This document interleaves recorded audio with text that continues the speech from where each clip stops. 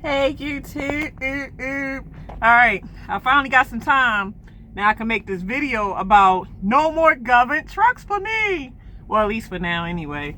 Man, I need my belt. But like I was saying, most companies have their trucks governed down to a certain, speed. And obviously, I'm sure most of y'all know I came from Prime. So I always use Prime in a comparison because that's the only company that I was ever with. So that's the only comparison that I can use unless I get a story from another driver. But Prime got their trucks governed down to 65. And I'm guessing most companies got their trucks governed from 62 to 65 from what I'm hearing. And even this company, for their company drivers, do have their trucks governed down to 65. But with USA, if you come on as an owner op with your own truck, of course you can do what you want with your own truck. But if you come in and you do a lease purchase or a lease with USA, you are allowed to open up your speeds to where you're not governed to their governed 65. So now my truck is pretty much opened up to where now I can do the speed limit. You know how happy I am that I can do a freaking speed limit? Oh my goodness, I'm so happy that words cannot explain how happy I am. Man, like my boo, right? My boo, he works here too. So, sometimes his route would match my route when I was with Prime. So we'd be going the same way. And sometimes he'd tease me and just kind of zoom past me. I'm like, oh, you mother fool. That's all right. I'm going to get me a truck that ain't governed one day and now I got one. So, I'm really so happy. I'm elated because, I'm so glad that I made the move to USA. It's nothing wrong with Prime, but like I said, Prime, I feel like it's truly just a starter company, meaning they get you on your feet, they get you, they get your feet wet to where you get, an open door to go to other things. So now that I'm to the other things, I feel like I'm no longer being babysitted. I kind of feel like I was on probation with Prime. I had my ankle monitor on. So, with ankle monitors, you got stipulations that you got to follow. They had so much stuff on their trucks. It's like you was being babysitted every step of the way. I don't know the exact names of all the things they had on their truck, but it was this one thing. I think it was called the Iris or something like that. And it was like a square piece that was on the middle of your truck. And then it was another piece that went in this area somewhere.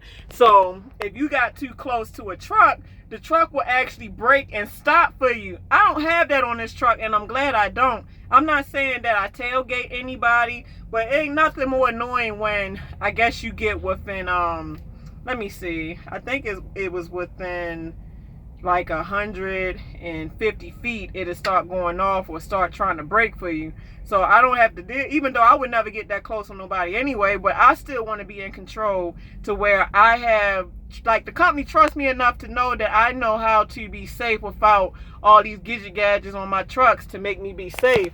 So I'm going to have to call you back. But you know what I'm saying? That it was another thing that they had, all right, for instance, with the governed, obviously when any truck that's governed, when it hits 65, the RPMs go way to the top to where, first of all, you burn a whole lot of fuel. Second of all, it's trying to slow you down, so you can't really go so fast anyway before you end up probably doing some engine damage. So that's what I'm saying. That governed stuff plays a whole lot of role on everything.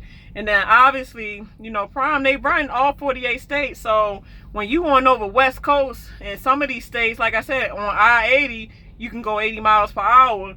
They will want you to try to do, I think, because I've actually tried it before and it does work. But that's only because, they got their trucks governed down. So, of course, if the truck's governed, the engine is set to do what it should do and not what it shouldn't do. So, of course, if it's set to do something, it's set to save fuel on certain speeds. So, they say in the Ace Lease class, of course, the slow, and that is true. That's true across the board. That's not just, something with governed. But the slower you go, the more fuel you save.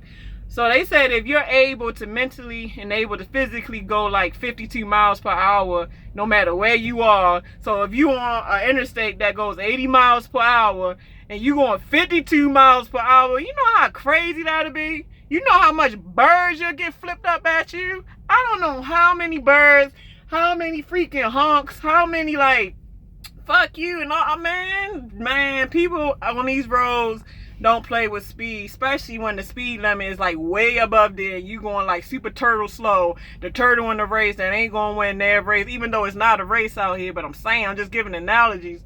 So yeah, man, I feel happy, man. Like, I'm not saying that, you know, speed is what makes you a boss, or low boys is what make you a boss.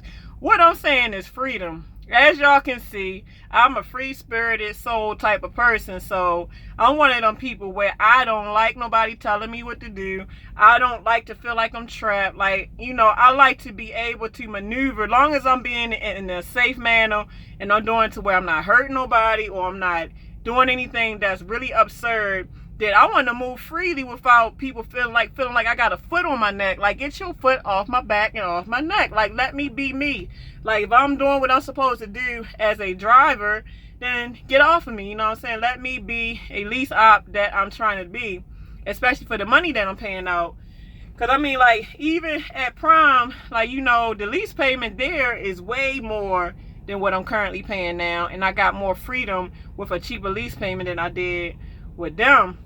But I'm saying, like, even at Prime, like, for all that money I paid for a lease, I couldn't even, it's a thing where, like, you're idle. You can only idle with their trucks for 5 minutes. After 5 minutes, the truck cuts itself off. So say your APU go out and you need to idle, you got to do a certain kind of trick, you know, to leave your truck idle. But if you don't know the trick, you don't know how to idle your truck. But if I'm paying all these lease payments on my truck, why do I have to get an approval from my dispatcher to let me know if I'm able to take that off or not? You know, for all the money that I'm giving y'all towards this truck, I should be able to kind of trick my truck out the way I want, as long as when I turn the lease in, I put it back to where it was, and as long as I'm being safe out here on the road and I'm not posing no danger or threat. That's how I feel. That's just my opinion. So, like I said, so far so good, man. Like most speed limits on these interstates be like 70. It might be like 65, 70. So I'm able to do 70 miles per hour. But, you know, I don't want to be foolish about it, because obviously, you know, I'm a lease operator, so it's always about fuel out here. So I want to be smart about it. So currently I'm trying to learn my sweet spot on this truck. I haven't fully learned what this truck is capable of, but so far I've learned that if I keep my truck between 60 to 67, I can keep my RPMs from like 1200 to 1300, because on most Freightliners, since I mainly drive Freightliners, I notice if you can keep your RPMs between 1000 to 1300 RPMs, that's fuel savings right there. And of course, if you can let it go into neutral, because a lot of these new trucks got it to where, like, if it catches a certain hill a certain way, or for some, I don't know what the computer does, but it'll go into neutral while driving, and that furthermore saves fuel. And I guess that's why Freightliner has the best fuel mileage out here compared to other trucks. But yeah, man, like since my truck was governed down at Prime, my sweet spot was between 50 to 62. But now that my truck is open, I'm figuring that my sweet spot is between 60 to 67, maybe 68. But anything above that, my MPGs start dropping. But sometimes, you know, you can take the hit on your MPG, especially if you tight on time to get to the load. Like, sometimes you might need a little speed to make the load on time, depending on how tight you are. But since I'm on this load board now, you know, it's no excuses for me to be booking myself tightly. So I guess that type of scenario is for people that's being dispatched, because sometimes dispatchers are assholes to where they put you on this tight stuff and don't give 2 cents about how tight it is. The only thing they can say to you is get it there, instead of saying like, well, what can I do to help you open up the appointment, or this and that and the third. So like I said, like when I was governed down, I always kept my speeds from 55 to 62. But now that I'm wide open, I keep it from 60 to 67, you know, not unless, you know, I need a little speed to make time on whatever I need time for.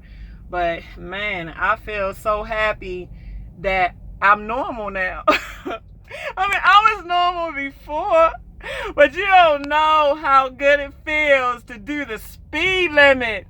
you take a speed limit for granted, but when you are a professional driver, stuff like that means a lot to us. Like, you know, like speed limit, do the speed, or really, you know, for a truck, because this is a huge vehicle, you are, especially turn down, when it comes to turning off of ramps or turning corners, you want to be about 5 to 10 miles below the speed limit, because you don't want to take a chance and flipping your truck over. But if you're on like open road and there's not a lot of traffic or nothing ahead of you, it feels great to do the speed limit. Hallelujah. Oh my goodness. I mean, it's gotten so bad, right?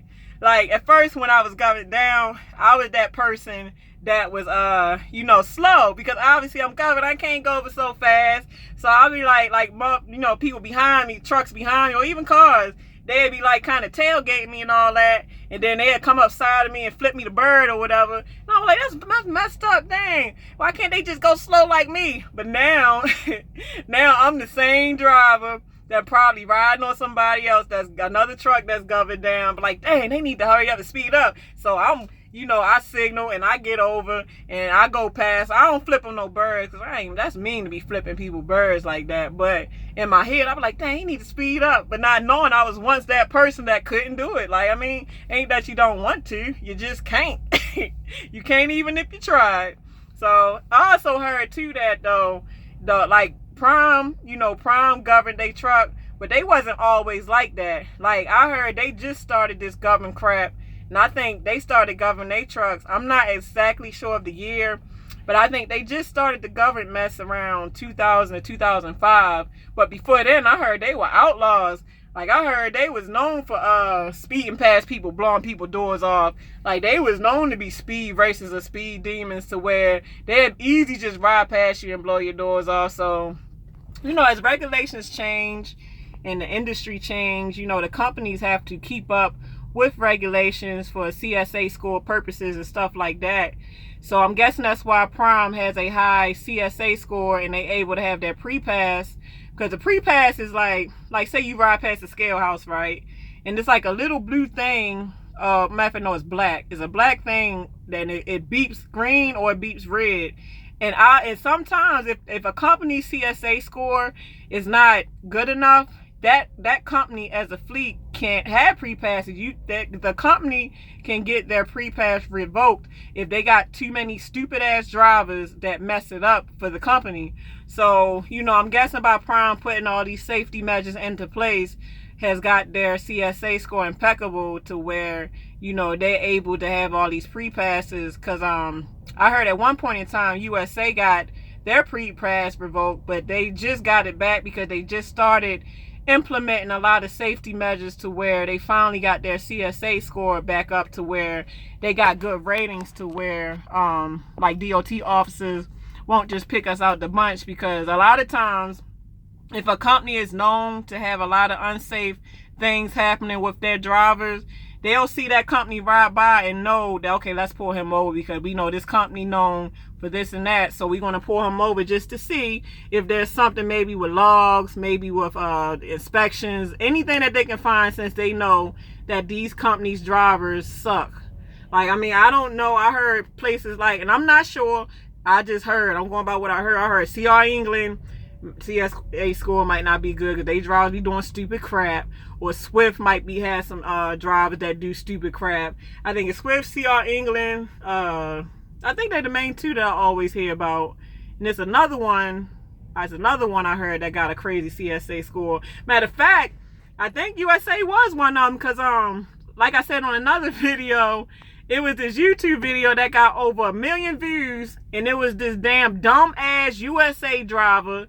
This dude came up on a low bridge, and instead of backing up like he should have, like I would have done if I made that mistake, hopefully I would never make that mistake, but his dumb self tries to do a U-turn on the street that you should know a truck ain't gonna make no U-turn on.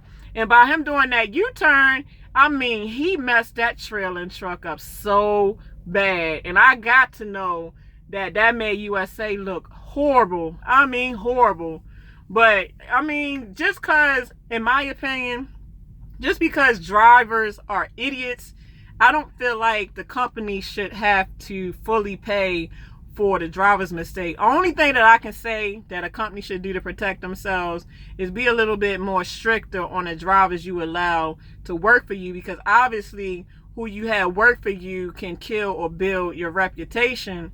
So, you know, even though it's good that companies give, you know, just about anybody a chance, but obviously as you deal with different types of personalities, different types of people, some people just don't deserve a chance. And you really got to learn as a company how to read people, because some people can destroy your company and it's not worth it. Some people don't even appreciate that you give them a chance. So I mean, you got to weed out the people that don't deserve the chance, and, you know, give the ones a chance that is for you and on your side, I feel, as a company. So I mean, it's kind of hard to do it at times, because if you're a good company or you have a heart to where you care about the people, you just kind of, your heartstrings kind of, you know, you wear your heart on your shoulder to where you just want to help. But you really got to learn to just read people and know who deserve a chance and who don't, because some people will mess it up for everybody. So USA, like I said, that's another thing. Like 3 of the main reasons I came over here. First of all, they give you freedom as a real lease op or owner op. And then they got the low board, like I said, more freedom. And then they also care about their drivers. Like, they care about their drivers' family, home time. Like, they have it to where, like, I can be home every day. I can be home every weekend. Like, it's up to me. And they care about that. And then, like, I actually met the fleet managers, like manager, supervisor over the whole fleet, and the top supervisor. And they actually, I see how they interact with other drivers.